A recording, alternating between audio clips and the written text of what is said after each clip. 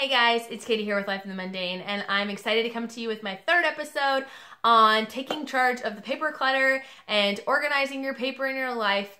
We're going to be talking today about emergency binders. Those binders that we're going to be putting together with important documents and papers that also include your backup plans and need to know information in case of an emergency. And we're going to be talking about that, how you can put that together, what kinds of information you need, and what kind of security you need to take when putting this together. So let's get started.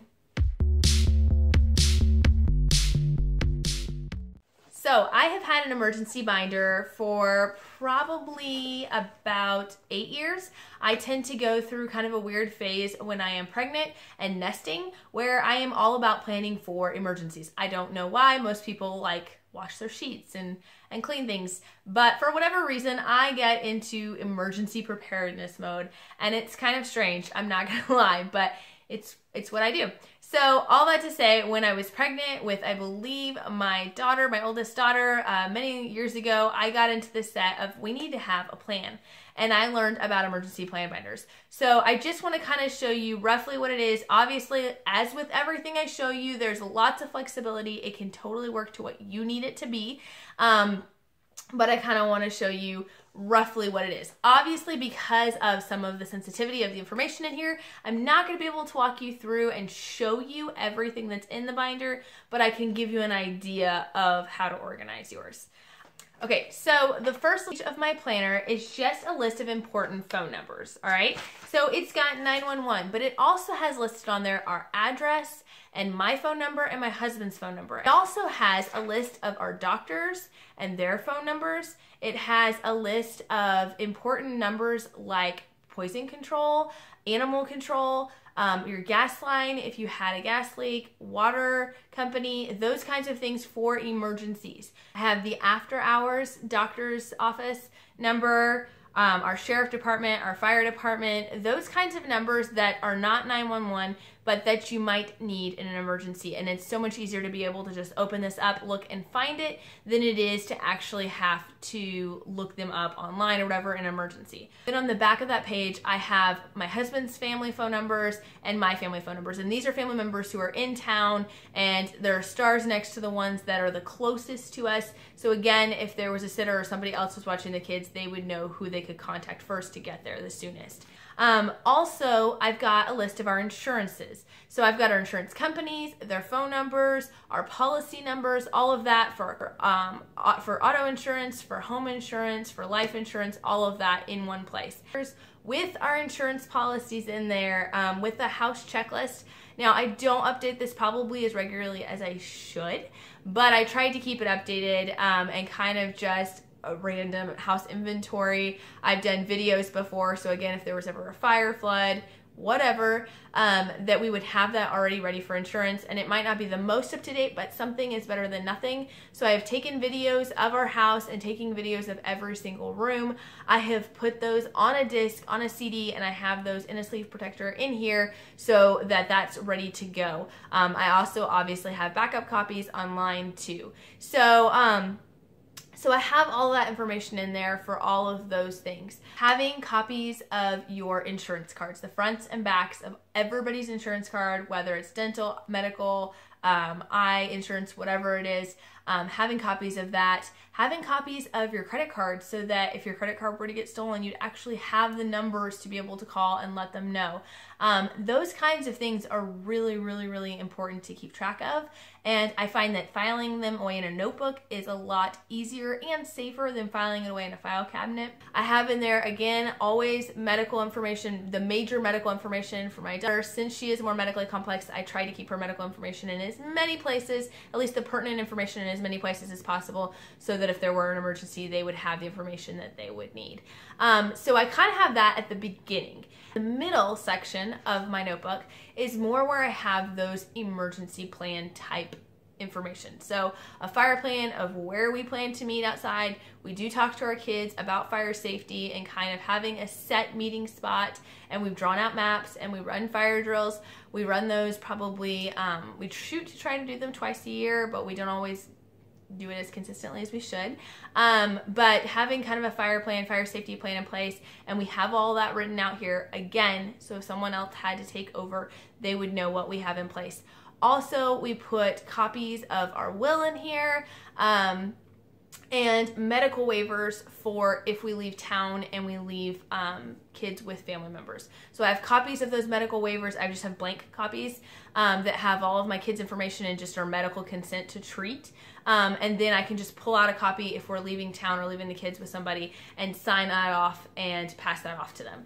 I also try to keep in here a updated family photo and a updated photo of each of the kids and of my husband and I. And again, Lord willing, nothing will happen. But if somebody were to go missing, or if we needed that, we would have that information right there. I also, if you guys have seen my video on taking kids out in large crowds and how we kind of do that from a safety perspective, I will post links above and below on that. But if you've watched that video, you'll see that I usually take a picture of them before we go out in large crowds. So again, if something were to happen, they were to go missing, I would have a picture of what they were wearing that day, what they look like that day, and it would most definitely be recent. But I also try to keep one in here just in case. Again, along those lines, another good thing to keep in your binder, here's a blank one that I have because I printed out extras, is a child safety kit. So this is where you would attach their current picture, and then you do a fingerprint. And you guys don't have to have a fancy fingerprinting kit. Just get an ink pad and have them do the right thumb, the right index finger, whatever. Have them fingerprinted on this piece of paper, and then write out first, middle name, nickname, current address, doctor's office, gender, height, weight, hair color. Again, maybe shoot to update this at least once a year, if not twice a year, just to make sure that there's no new information that needs to be added. A lot of times I will do this either at the beginning of the year, on their actual birthday, or when the time change comes. So for us, I try to remember to do those things that only need to be done like twice a year, like changing out air filters, because we have fancy ones that don't have to be changed out as often, to be changing out air filters, to checking smoke detectors, whatever that is. I try to do it on the weekends that we have time change, because it reminds me that it's time to do that, and it's easy to kind of attach it to that situation. So maybe just look over your emergency binder on that weekend. There's not a lot of work that has to be done with updating, but just kind of look over it, make sure it doesn't need to be updated. But again, you would have all of this information. Hopefully, Lord willing, you will never have to use it, but I would much rather be prepared than to be in a situation and wish I had done it. At the end of my binder, I actually have important documents. Now, before you freak out, this is kept in a safe, waterproof, fireproof safe, okay? So this is not just out on my, on my shelf. This is kept in a safe place, but I do like to keep all of our important documents in here. So I have a sleeve protector. I have of our marriage certificate, of our birth certificates, of copies of our marriage certificate and birth certificate. I also have a baseball card holder, again, like I do in my household binder about, business cards and stuff. I have one for all of our Social Security cards. Now, I also have sleeve protectors for vaccination records, anything like that. I try to keep that stuff together, and the reason why I keep it in a binder is because instead of just keeping it in a safe and in an emergency, in a quick situation, having to pull all of that out and just ruffle through a whole bunch of papers, I have it in a binder. I can open, I can flip it to what I need and pull out what I need immediately. And I think that having that right there is super important. For something you can put in this binder is having a sleeve protector in there for when this time of year comes around, when taxes come around. So when taxes are coming, there is a lot of information and papers that are just sort of trickling in, if you're anything like me, W-2s and insurance forms and, IRAs, and all sorts of stuff. So there's all sorts of forms that are coming in that are save because special tax documents. And in the past, I would kind of put them in one spot, and then I'd sort of forget and put a few in another spot. And when it came time to do taxes, I had to collect and gather them all. So now what I've started doing is I just have a blank sleeve protector inside my binder. And when those things come, I just open it up, just slide them right on in. And when it comes time to do taxes, I have all those important documents there. Now, I don't store those documents in here. I do put them in a separate folder and I file them away. After I have filed taxes with a copy of our tax return, but it is nice to kind of have them in one spot, whether you put it in this binder or you decide to put it in a drawer or a sleeve or whatever. Stick it in one spot, have a place where you can slide those in. So again, these are things we don't think about on a daily basis. I know when it comes to organizing paper clutter, you might think, you know, these aren't the things that are causing, you know, clutter. It's more my bills and that's where more of the household planner comes in. I know that this is more for extenuating circumstances, but I do think it's important to talk about how to organize these really important papers and documents. I can talk more about emergency preparedness if you guys are interested in that. It is nothing extreme. We don't have our own bunker or anything like that. But if you want to see some of the things we've done, let me know in the comments and I can always do videos on that in the future. But this kind of gives you just a rough idea of some of the kinds of things you can put in here. And the thing about this is, yes, it is for emergencies.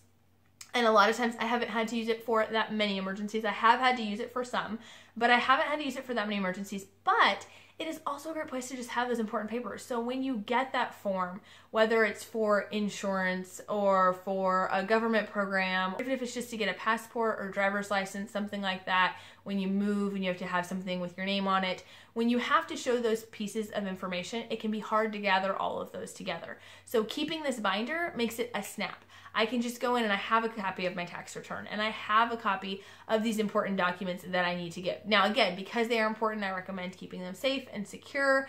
The binder is just a simple way of organizing them once you get them. It's not, again, a way to just stick it on a shelf somewhere that's not secure. So hopefully that's been helpful. I pray that you will never have to use it in an emergency, but it is always better to be prepared. I'm married to a Boy Scout, so I know all about that. Important to be prepared and important to have those things together, even if you don't use them in an emergency, but just needing them for your day-to-day life. So gather your stuff together. If you guys have other ways or other things that you include in your emergency notebook, I'd love it if you drop a comment below. Let me know. I post videos every Wednesday and Saturday on making the most of the little moments in homeschooling, home management, parenting, and everything in between. I hope you guys, if you like this video, you'll give us a thumbs up and subscribe to our channel. I'm posting videos every Wednesday in January about organizing your paper clutter, different binders and systems to use to get that all organized and in one spot. And I hope you guys will enjoy watching. Talk to you later. Bye.